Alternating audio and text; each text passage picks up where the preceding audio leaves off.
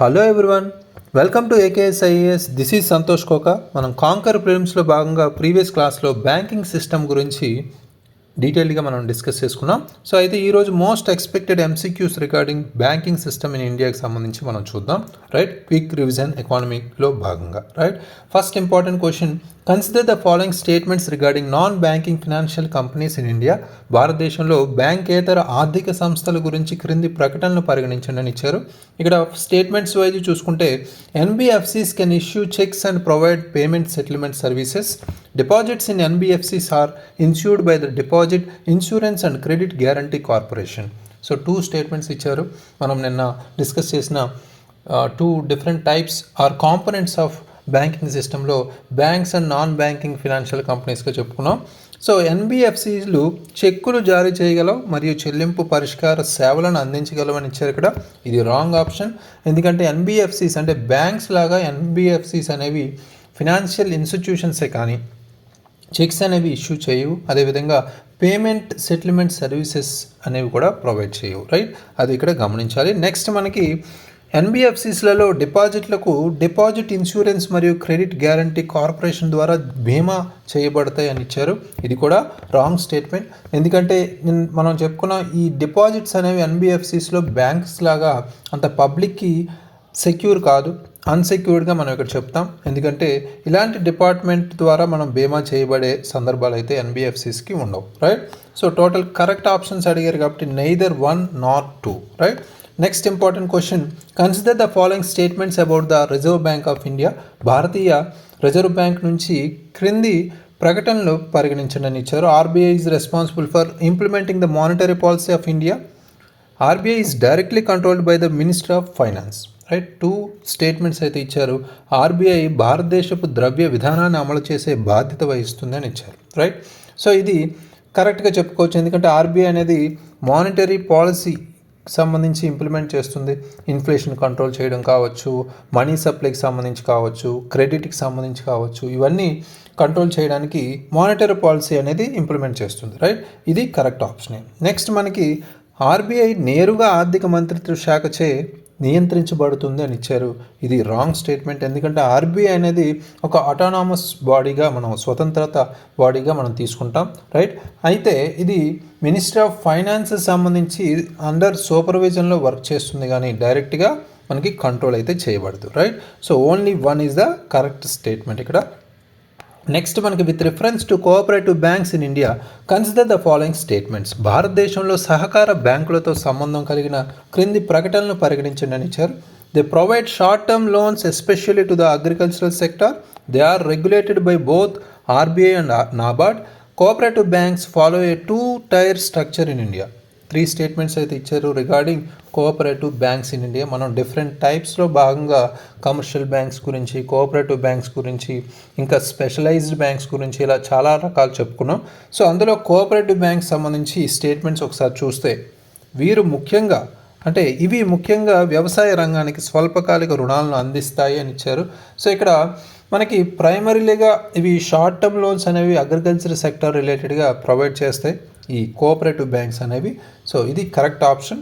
అయితే నెక్స్ట్ మనకి వీటిని ఆర్బీఐ మరియు నాబార్డ్ రెండూ నియంత్రిస్తాయని ఇచ్చారు. ఈ పర్టికులర్ సంస్థలు ఏవైతే ఉన్నాయో కోఆపరేటివ్ సహకార బ్యాంకులు ఏవైతే ఉన్నాయో అవి ముందుగా మనకి ఇక్కడ ఆర్బీఐ కావచ్చు, నాబార్డ్ కావచ్చు, అదేవిధంగా స్టేట్ గవర్నమెంట్స్ ఏవైతే ఉన్నాయో అవి వాటి ద్వారా రెగ్యులేట్ అంటే నియంత్రించబడతాయి కాబట్టి ఇది కూడా కరెక్ట్ ఆప్షన్. నెక్స్ట్ మనకి కోఆపరేటివ్ బ్యాంక్స్ అంటే భారతదేశంలో సహకార బ్యాంకులు ద్విస్థాయి నిర్మాణాన్ని అనుసరిస్తాయని ఇచ్చారు. అంటే ఇది ద్విస్థాయి అంటే 2-tier స్ట్రక్చర్ అని ఇచ్చారు. ఇది రాంగ్ స్టేట్మెంట్. మనం నేను చెప్పుకున్న 3-tier సిస్టమ్ అనేది మనకి గుర్తుపెట్టుకోవాలి. సో కోఆపరేటివ్ బ్యాంక్స్ ఫాలోస్ ఏ 3-tier స్ట్రక్చర్. అది మనకి స్టేట్ కోఆపరేటివ్ బ్యాంక్స్గా చెప్తాం, అది మనం స్టేట్ లెవెల్లో ఉంటుంది. రైట్, నెక్స్ట్ మనకి డిస్ట్రిక్ట్ కోఆపరేటివ్ బ్యాంక్స్ డిసిబిస్ అవి డిస్ట్రిక్ట్ లెవెల్లో ఉంటుంది. రైట్, సో నెక్స్ట్ మనకి ప్రైమరీ అగ్రికల్చరల్ కోఆపరేటివ్ సొసైటీస్ అనేవి ఉంటాయి, ప్యాక్స్ అనేవి. సో విలేజ్ లెవెల్లో ఉంటాయి. రైట్, సో 3-tier సిస్టమ్ ఉంది బట్ 2-tier సిస్టమ్ కాదు. So only 1 and 2 are correct. Next important question, consider the following statements regarding regional rural banks. ప్రాంతీయ గ్రామీణ బ్యాంకుల గురించి క్రింది ప్రకటనలు పరిగణించండి అని ఇచ్చారు. RRBs were established in 1975 under the RRB act 1976 అని ఇచ్చారు. ఆర్ఆర్బీలు 1976 చట్టం ప్రకారం 1975లో స్థాపించబడ్డాయని ఇచ్చారు. నెక్స్ట్ మనకి the ownership of RRBs is shared among the central government, state government and A sponsor commercial bank అని ఇచ్చారు. ఆర్ఆర్బీల యాజమాన్యాన్ని కేంద్ర ప్రభుత్వం, రాష్ట్ర ప్రభుత్వం మరియు ఒక ప్రాయోజిక వాణిజ్య బ్యాంకు కలిగి ఉంటాయని ఇచ్చారు.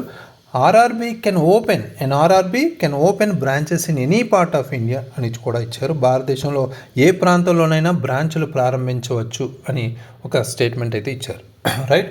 సో ఇక్కడ గమనిస్తే మనకి ఆర్ఆర్బీస్ అనేవి రీజనల్ రూరల్ బ్యాంక్స్ యాక్ట్ ఏదైతే ఉందో దాని ప్రకారం మనం చూసుకుంటే 1976కి సంబంధించి ఇవి స్థాపించబడ్డాయి. ఇది కరెక్ట్ ఆప్షన్, ఫస్ట్ ఆప్షన్. అదేవిధంగా మనకి ఒక ఆర్ఆర్బీకి సంబంధించి మనకి ఇవి ఆర్ఆర్బీలు జాయింట్గా ఓన్ చేయబడ్డాయి. మనకి సెంట్రల్ గవర్నమెంట్ కావచ్చు, స్టేట్ గవర్నమెంట్ కావచ్చు, అదేవిధంగా స్పాన్సర్ కమర్షియల్ బ్యాంక్. అంటే వీటి నిష్పత్తి మనం నిన్న చెప్పుకున్న 50% state governments, 50% central government and sponsor commercial bank అయితే 35% నిష్పత్తిలో మనకి ఈ వాటా అనేది ఉంటుంది. రైట్. సో అయితే ఇది కూడా కరెక్ట్ ఆప్షన్. నెక్స్ట్ మనకి ఎన్ఆర్ఆర్బీ కెన్ ఓపెన్, అంటే ఆర్ఆర్బీ భారతదేశంలో ఏ ప్రాంతంలోనైనా బ్రాంచులు ప్రారంభించవచ్చు అని ఇచ్చారు. ఇది రాంగ్ స్టేట్మెంట్. ఎందుకంటే ఆర్ఆర్బీ అనేది బ్రాంచెస్ అనేది ఓపెన్ చేయడానికి సంబంధించి 3 జియోగ్రఫికల్లీ కనెక్టెడ్ డిస్ట్రిక్ట్స్ బియాండ్ మనం ఓపెన్ చేయడానికి లేదు బ్రాంచెస్ అనేవి. అంటే కొన్ని కేసెస్లో, అంటే ఆర్బీఐ అప్రూవల్ ఉన్న కొన్ని స్పెషల్ కేసెస్లో మాత్రమే ఇవి ఇలా ఓపెన్ చేయబడతాయి. కానీ ఎక్సెప్ట్ ఆ కేసెస్లో చూసుకుంటే RRB cannot open branches beyond 3 geographical connected districts అనేవి ఇక్కడ గుర్తుపెట్టుకోవాలి. Right. So can open branches in any part of India అనేది wrong option. Only 1 and 2 are the correct option. Next question, with reference to commercial banks in India, consider the following statements. భారతదేశంలో వాణిజ్య బ్యాంకుల గురించి క్రింది ప్రకటనలను పరిగణించండి. They are governed by the Banking Regulation Act 1949. Public sector banks are those in which the government holds more than 51% of shares. Private sector banks are completely owned by individuals with no government regulation. Foreign banks operating in India must comply with RBI regulations. 4 statements అయితే ఇచ్చారు regarding commercial banks. So they are governed by the Banking Regulation Act 1949. So ఇది correct. మనకి commercial banks ఏవైతే ఉన్నాయో banking regulation చట్టం 1949 చేత నియంత్రించబడతాయి. Right. ఇది కరెక్ట్ ఆప్షన్. నెక్స్ట్, ప్రభుత్వ రంగ బ్యాంకులు అంటే వాటిలో 51% కంటే ఎక్కువ వాటా ప్రభుత్వానికి ఉండే బ్యాంకులు అని చెప్పారు. రైట్. ఈ స్టేట్మెంట్ గమనిస్తే పబ్లిక్ సెక్టర్ బ్యాంక్స్ అనేవి మనకి గవర్నమెంట్ హోల్డ్స్, ఎక్కువ గవర్నమెంట్ హోల్డింగ్ ఉంటుంది. సో మోర్ దాన్ 51% అనేది ఇది కరెక్ట్. నెక్స్ట్, ప్రైవేట్ సెక్టర్ అంటే ప్రైవేట్ రంగ బ్యాంకులు పూర్తిగా వ్యక్తులచే యాజమాన్యంలో ఉంటాయి మరియు ప్రభుత్వ నియంత్రణ ఉండదు అని ఇచ్చారు. ఇది wrong statement. Right. Private sector banks అనేవి నాట్ కంప్లీట్లీ ఇండిపెండెంట్. అవి కంప్లీట్గా మనకి వ్యక్తులచే యాజమాన్యంలో ఉండవు. రైట్. ఇండిపెండెంట్ అయితే కాదు. Right. Completely not owned by individuals అనేది గుర్తుపెట్టుకోవాలి. Must follow RBI guidelines. RBI guidelines అనేవి ఇస్తూ ఉంటుంది, డైరెక్టివ్స్ ఇస్తూ ఉంటుంది. అవి ఫాలో అవుతూ కమర్షియల్ బ్యాంక్స్ అనేవి పనిచేస్తాయి. రైట్. సో స్టేట్మెంట్ 4, భారతదేశంలో పనిచేసే విదేశీ బ్యాంకులు ఆర్బీఐ నిబంధనలను పాటించాలి. సో ఫారెన్ బ్యాంక్స్ ఏవైతే ఉన్నాయో అవి ఆర్బీఐ రెగ్యులేషన్స్ ఏవైతే ఉన్నాయో వాటిని ఫాలో అవ్వాలి. రైట్. ఈ ఇండియాలో ఆపరేట్ అవ్వాలంటే అది కూడా correct option. So 1, 2 and 4 are the correct options. Third statement is wrong. Next important question, with reference to payments bank in India, consider the following statements. భారతదేశంలో పేమెంట్స్ బ్యాంకులతో సంబంధం కలిగిన క్రింది ప్రకటనలు పరిగణించండి. Payments bank can accept demand deposits up to 2 lakh per customer. Right. They can issue credit cards but cannot provide loans. Payment banks primarily focus on remittances and digital transactions. Airtel Payments Bank was the first payments bank to be launched in India. 4 statements అయితే ఇచ్చారు regarding payments banks in India. So already different types of payment banks అనేవి మనం నిన్న discuss చేసిన దాంట్లో payments banks కూడా చాలా important ఇప్పుడున్న డిజిటల్ ట్రాన్సాక్షన్ ఇష్యూస్ రిలేటెడ్గా. రైట్. ఫస్ట్ స్టేట్మెంట్ గమనిస్తే పేమెంట్స్ బ్యాంకులు ఒక్కో కస్టమర్కు 2 లక్షల వరకు డిమాండ్ డిపాజిట్లను స్వీకరించగలవు అని ఇచ్చారు. ఇది కరెక్ట్ ఆప్షన్. అంటే ఆర్బీఐ అనేది ఈ డిపాజిట్ లిమిట్ అనేది మనకి పేమెంట్స్ బ్యాంక్ సంబంధించి మనకి 1 lakh ఉండేది, మనకి 2 lakh అనేది పెంచడం జరిగింది, రైట్, పర్ కస్టమర్. ఇది గుర్తుపెట్టుకోవాలి. Don't be confused regarding facts, right. Second statement, ఇవి క్రెడిట్ కార్డులను జారీ చేయగలవు కానీ రుణాలు ఇవ్వలేవు అని ఇచ్చారు. బట్ పేమెంట్స్ బ్యాంక్స్ అనేవి క్రెడిట్ కార్డ్స్ కూడా మనకి ఇష్యూ చేయవు, రుణాలు కూడా ఇవ్వలేవు, అది గమనించాలి. రాంగ్ స్టేట్మెంట్ ఇది. నెక్స్ట్ మనకి payments bank primarily focus on remittances అని ఇచ్చారు. పేమెంట్స్ బ్యాంకులు ప్రధానంగా డిజిటల్ లావాదేవీలు మరియు రహిత చెల్లింపులపై దృష్టి పెడతాయని ఇచ్చారు, రైట్. సో ఇక్కడ మనకి గుర్తుపెట్టుకోవాల్సింది ఏంటంటే they primarily focus on digital transactions and remittances, right, చెల్లింపులపై దృష్టి పెడతాయి. సో ఇది రాంగ్, కరెక్ట్ ఆప్షనే ఇది. నెక్స్ట్ మనకి ఎయిర్టెల్ పేమెంట్స్ బ్యాంక్ భారతదేశంలో మొదటిగా ప్రారంభించబడిన పేమెంట్స్ బ్యాంక్గా చెప్పారు. ఎస్, ఇది కూడా కరెక్టే.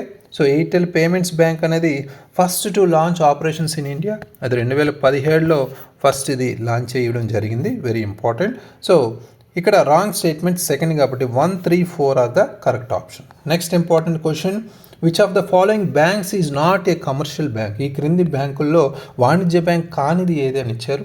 Public sector banks, private sector banks, regional rural banks, NABARD, right. So ఇక్కడ ప్రభుత్వ, ప్రైవేట్, ప్రాంతీయ గ్రామీణ బ్యాంకులు, నాబార్డు ఇచ్చారు.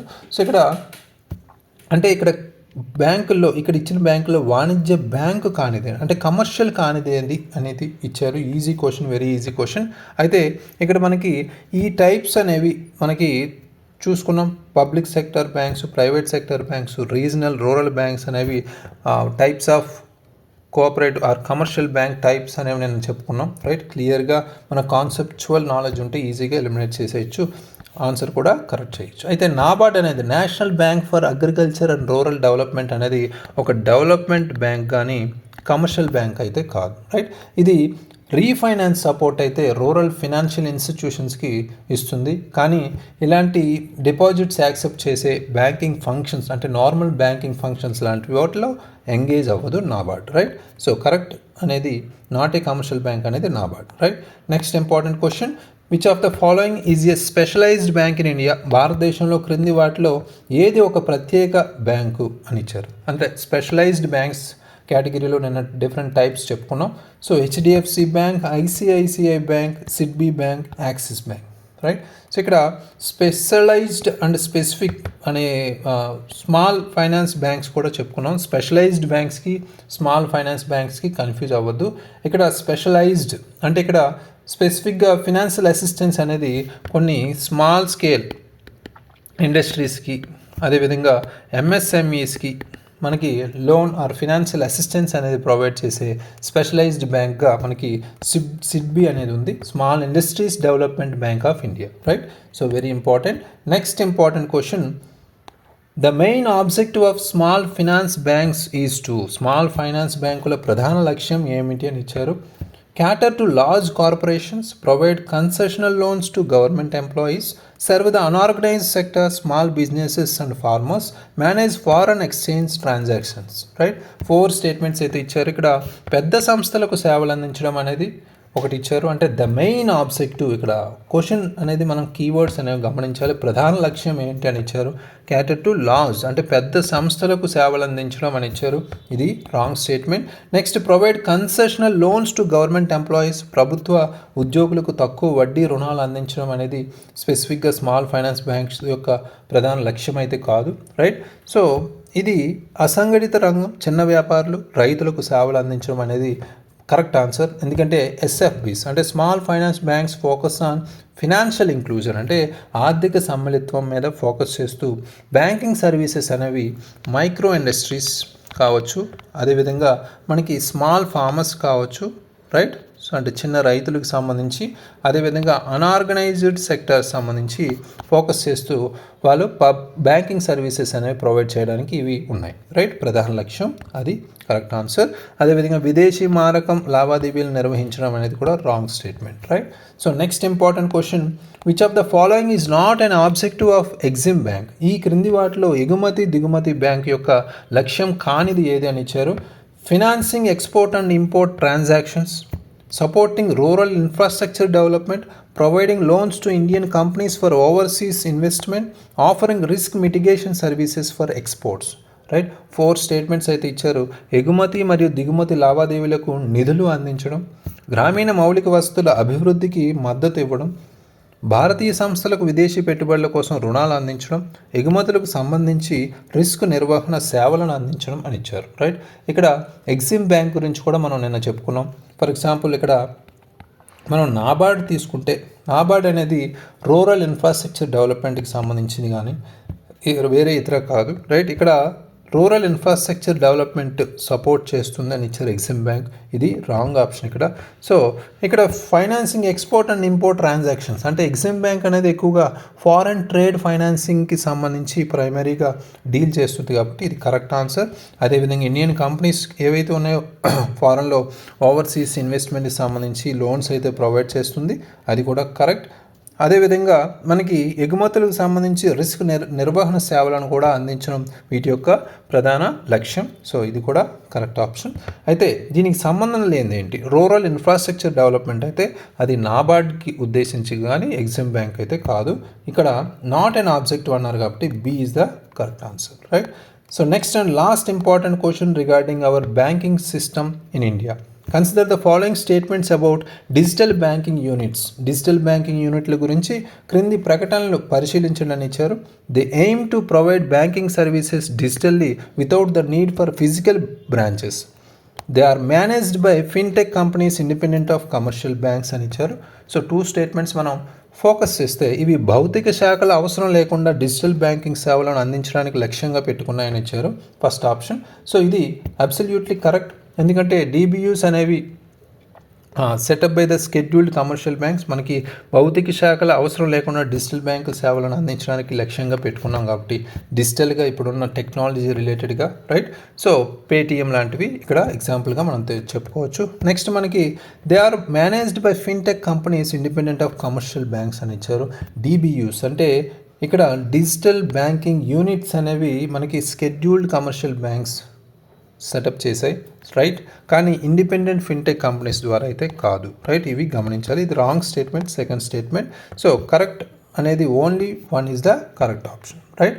సో ఇవి మనకి బ్యాంకింగ్ సిస్టమ్ ఇన్ ఇండియాకి సంబంధించి డిఫరెంట్ బ్యాంక్స్ కావచ్చు, అదేవిధంగా రిజర్వ్ బ్యాంక్ ఆఫ్ ఇండియా కావచ్చు, 2 కాంపోనెంట్స్ ఏవైతే ఉన్నాయో banks, non banking financial companies రిలేటెడ్గా డిఫరెంట్ టైప్స్ ఆఫ్ బ్యాంకింగ్ సంబంధించి ఈ టైప్ ఆఫ్ క్వశ్చన్ స్టాటిక్ రిలేటెడ్గా వచ్చే అవకాశం ఉంటుంది. సో ఎకానమీ రిలేటెడ్గా మనం స్టాటిక్ ఇచ్చి ఇబ్బంది పెట్టే అవకాశం ఉంటుంది. సో వీటిని రివైజ్ చేసుకుంటే ఎప్పటికప్పుడు మన ప్లేలిస్ట్లోనే ఉంటాయి స్టాటిక్ సంబంధించి.